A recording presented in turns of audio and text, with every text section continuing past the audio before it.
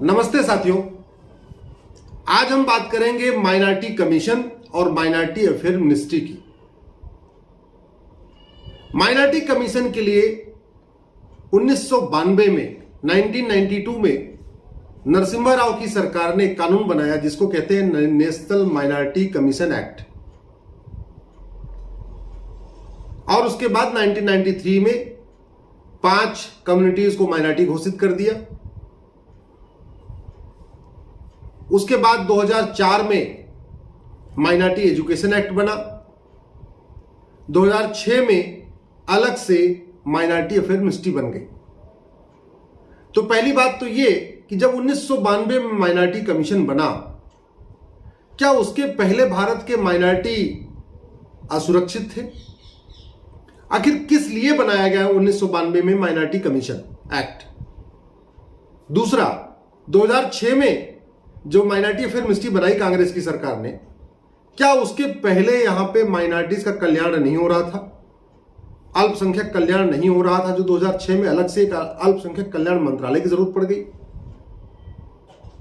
इसको आप जरा समझिए, इसकी बैकग्राउंड।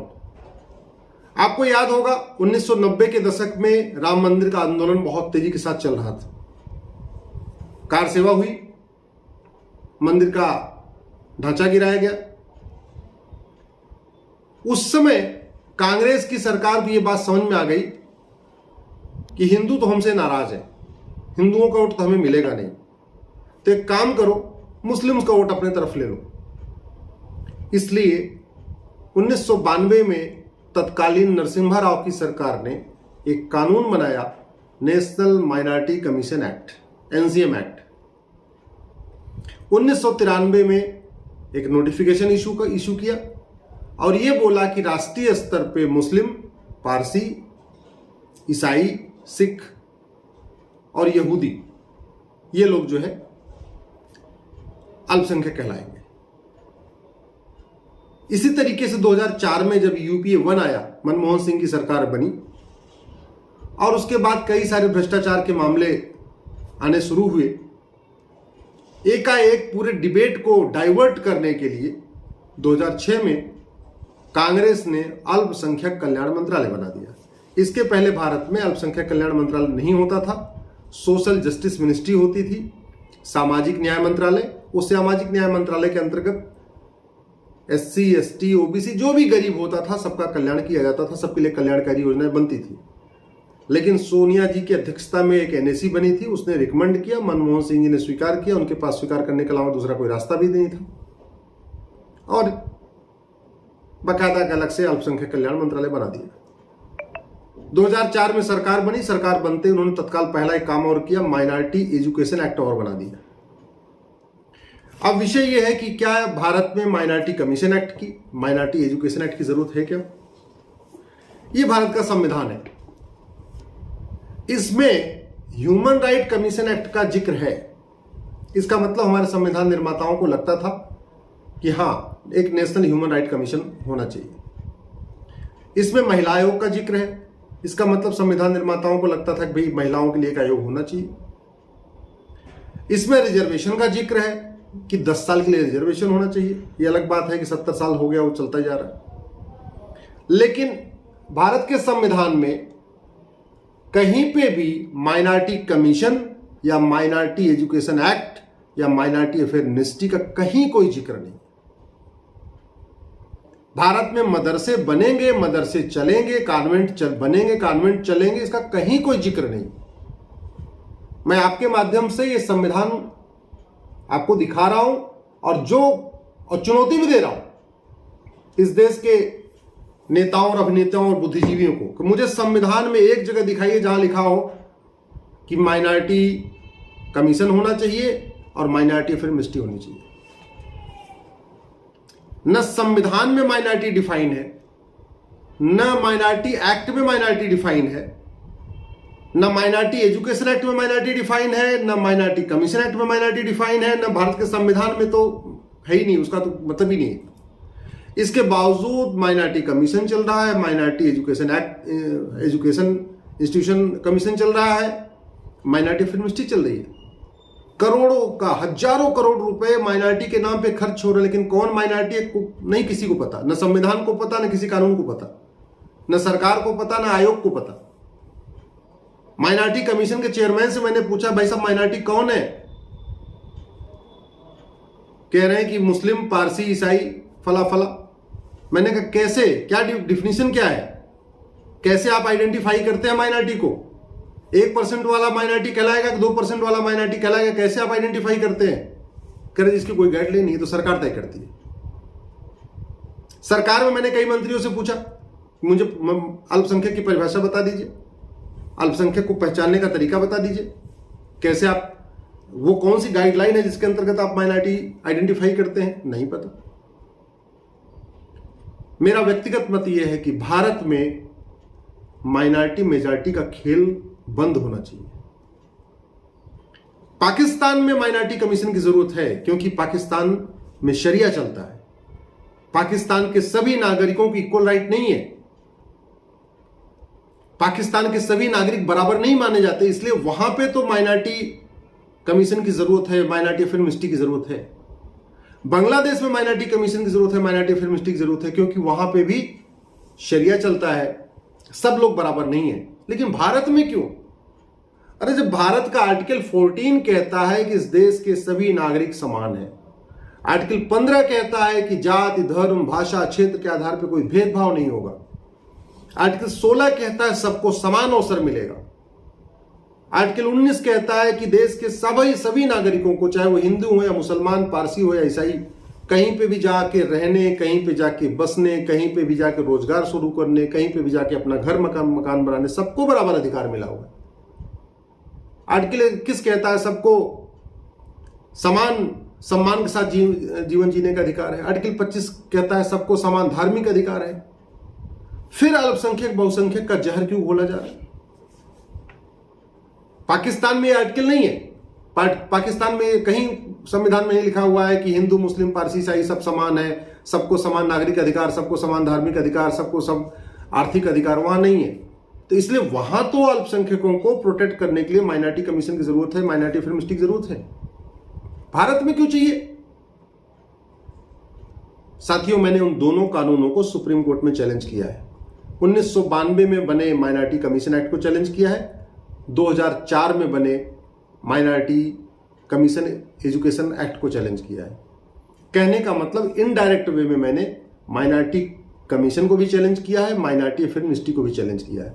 जब वो दोनों कानून खत्म हो जाएंगे, वो कहते हैं ना, रहेगा बांस न बजेगी बांसुरी, तो जब वो दोनों कानून खत्म हो जाएंगे तो माइनॉरिटी कमीशन अपने आप खत्म हो जाएगा, माइनॉरिटी अफेयर मिनिस्ट्री भी अपने आप खत्म हो जाएगी। हमारा ये कहना है कि अगर किसी के ह्यूमन राइट का वायलेशन हो रहा है तो हमारे पास NHRC है ना, ह्यूमन राइट कमीशन, वहां जाकर अपनी शिकायत करेंगे, फिर माइनॉरिटी कमीशन की क्या जरूरत है?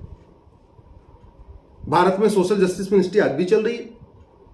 जैसे 2006 के पहले सोशल जस्टिस मिनिस्ट्री सबका कल्याण करती थी, वो आगे भी कल्याण करती रहेगी। और अदरवाइज आपको माइनॉरिटी मेजॉरिटी करना है तो फिर माइनॉरिटी कमीशन आपने बनाया है तो एक मेजॉरिटी कमीशन भी बना दीजिए। माइनॉरिटी अफेयर मिनिस्ट्री बनाइए तो एक मेजॉरिटी अफेयर मिनिस्ट्री भी बनाइए, तभी तो बात बनेगी। मुझे लगता है संविधान की धज्जियां उड़ाई जा रही है।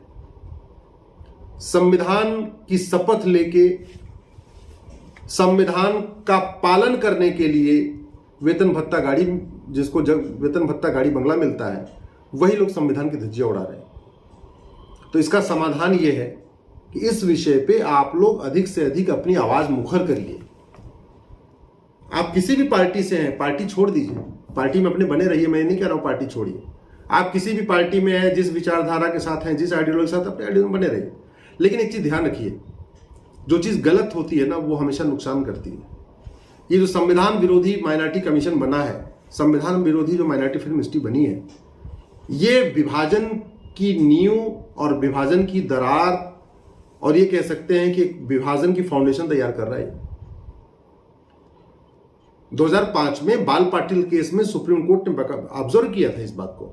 सुप्रीम कोर्ट ने कहा था, 3 जजों की बेंच ने, जस्टिस धर्माधिकारी ने जजमेंट लिखा है, उसमें उन्होंने कहा था कि धर्म के आधार पर पहले विभाजन हो चुका है, एक बार फिर से धार्मिक आधार पर योजनाएं चलाना, मजहब के आधार पे वजीफा देना, मजहब के आधार पे लोन देना, मजहब के आधार पे एडमिशन करना, मजहब के नाम पे स्कूल चलाना, मजहब के नाम पे भांति भांति की जो है बेनिफिट्स देना, ये एक नेक्स्ट विभाजन का फाउंडेशन तैयार कर रहा है।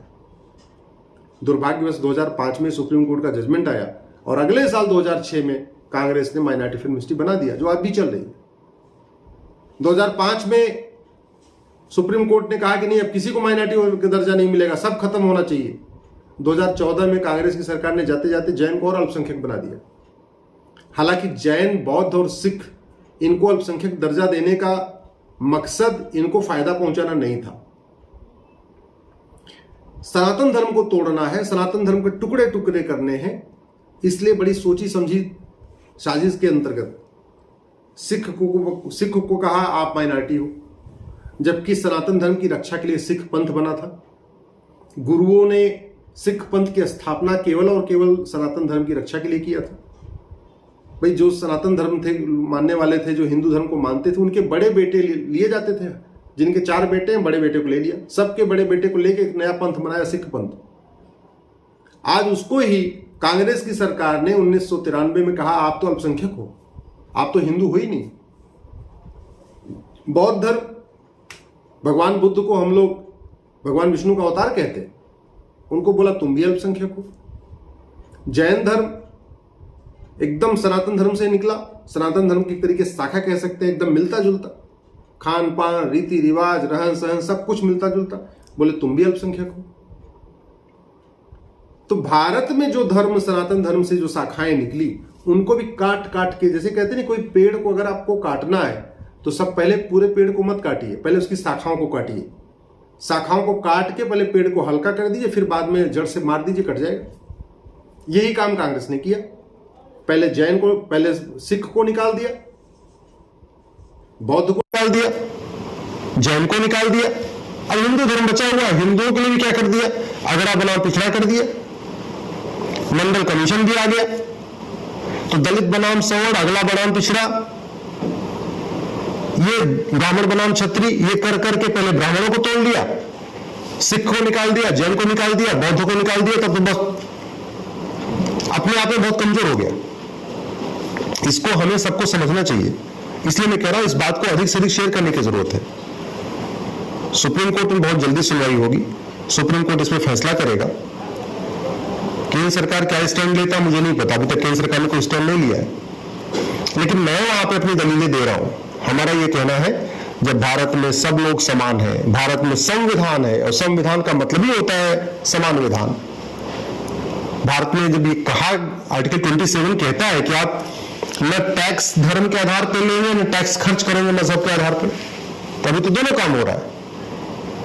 मंदिरों से टैक्स लिया जा रहा है, अल्पसंख्यक धार्मिक आधार पर अल्पसंख्यक के नाम पर टैक्स खर्च किया जा रहा है, तो आर्टिकल 27 का वायलेशन हो रहा है। तो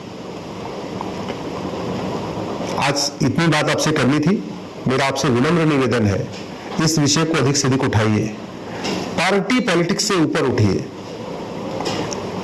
सपा पसंद है, सपा में रहिए, आम आदमी पार्टी पसंद है, आम आदमी पार्टी में रहिए, लेकिन एक बात याद रखिए, गलत करेंगे तो परिणाम हमारे आने वाली जनरेशन को भुगतना पड़ेगा।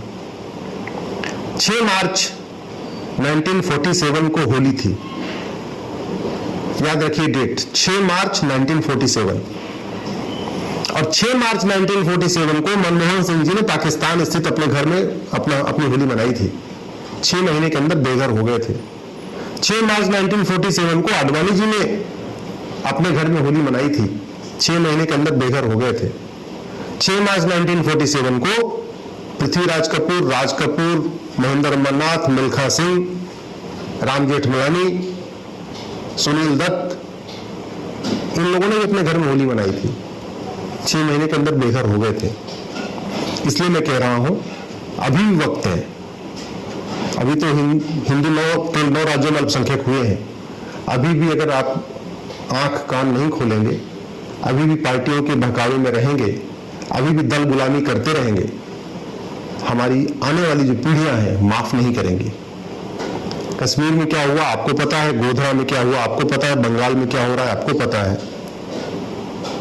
केरल में क्या हो रहा है आपको पता है। अभी भी अगर हमने आंख कान नहीं खोला, हमारी अगली जनरेशन या अगली की अगली जनरेशन, याद रखिए, हमें माफ नहीं करेगी। धन्यवाद।